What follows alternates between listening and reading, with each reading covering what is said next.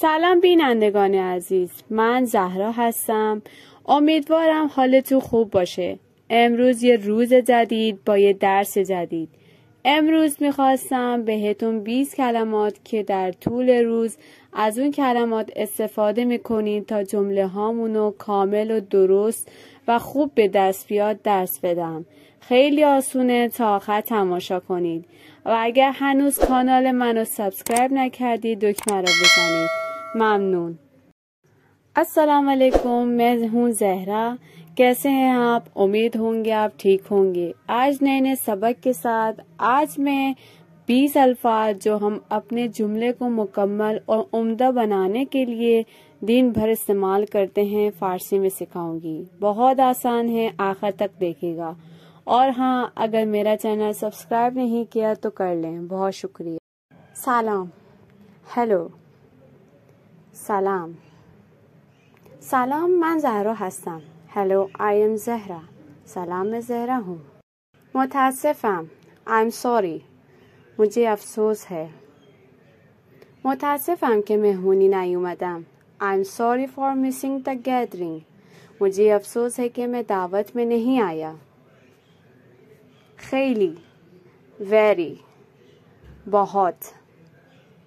نازنین خیلی خوشحال است. نازنین is very happy. نازنین बहुत खुश है. بله, yes, जी. بله, من متأهل هستم. Yes, I am married. जी, मैं शादीशुदा हूँ. خیر, no, नहीं. خیر, این خونه من نیست. No, this is not my house. नहीं, ये मेरा घर नहीं है. باشه, اوکی, ठीक है. باشه, به موقع میرسم. اوکی, I will reach on time. ठीक है, मैं वक्त पर पहुंच जाऊंगा.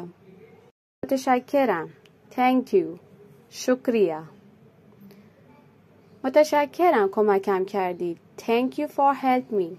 मेरी मदद करने के लिए शुक्रिया. من هستم. I am. मैं हूँ. من معلم هستم. I am teacher. मैं उस्ताद हूँ. خوب, good, अच्छा. میوه برای سلامتی خوب است. Fruits are good for health. फल सेहत के लिए अच्छे होते हैं. bad, bad, बुरा. सिगार برای سلامتی بد است. Cigarette are bad for health. तंबाकू नोशी सेहत के लिए मुज़र है. ज़ीबा, प्रीटी, खूबसूरत.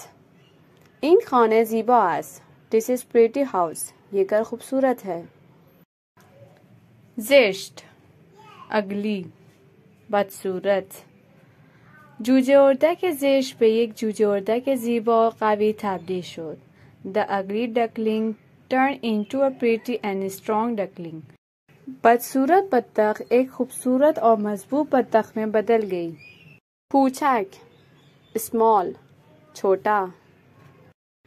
اتاق من خیلی کوچک است. My room is very small. मेरा कमरा बहुत छोटा है.